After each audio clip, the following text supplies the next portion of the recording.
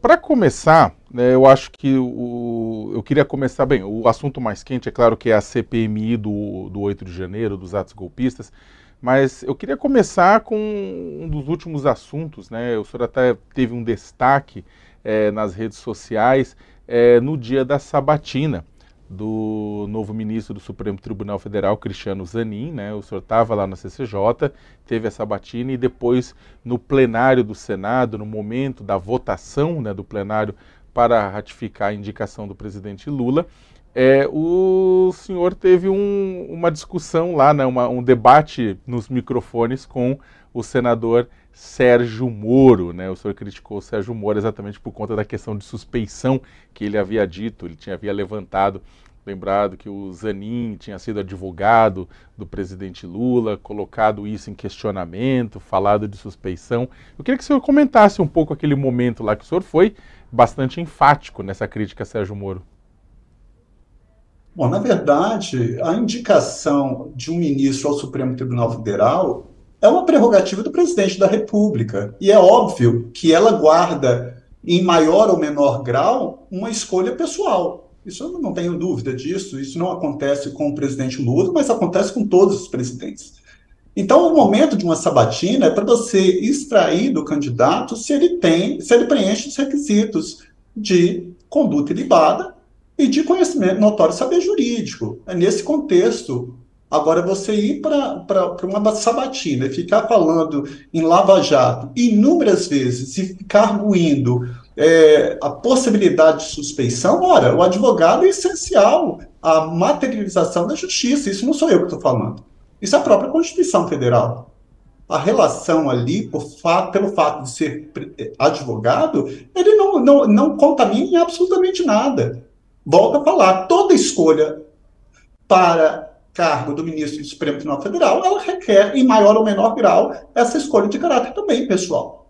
Agora, você querer desqualificar uma pessoa ou um candidato sob uma possível contaminação a uma suspeição para quem violou o que é mais sagrado dentro do processo penal, para quem tirou um presidente que estava em primeiro lugar nas pesquisas, para quem efetivamente publicizou áudios de uma presidenta no cargo e um ex-presidente, para quem sai do cargo de juiz para integrar o governo daquele que ajudou a eleger, isso é muito grave. Nós não estamos falando, os fins não justificam os meios, e eu não estou aqui entrando em mérito de processo nenhum. Eu estou falando com o professor de processo penal. Isso é a teoria da árvore envenenada. Se os frutos estão envenenados, a árvore está envenenada. Nós não podemos admitir isso no Estado Democrático de Direito. Ninguém quer ser julgado por um juiz parcial.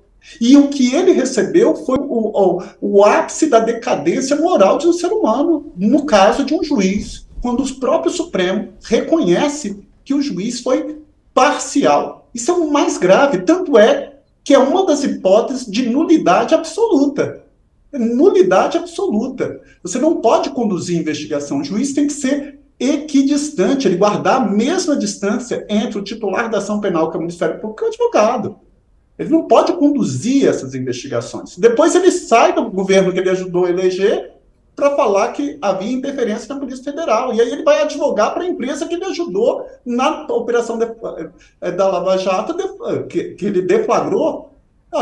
Depois ele tenta ser candidato por São Paulo, com um domicílio eleitoral que não foi aceito. Então, quer dizer, isso que é mais grave. Então, você querer questionar uma possível suspeição de um advogado, e para mim, eu volto a falar, é a materialização dos direitos e garantias fundamentais. Porque enquanto o Brasil estava ali execrando pessoas publicamente, ele estava ali como guardião da Constituição, defendendo os direitos do cliente dele. E não só no Brasil que foi reconhecido, mas a própria ONU reconheceu o lawfare. Então, óbvio que eu não poderia me furtar em manifestar o meu descontentamento com aquele tipo de manifestação sobre uma possível violação ou um ato de suspeição. Porque, na verdade, quem foi condenado como parcial foi ele que não soube se comportar como juiz.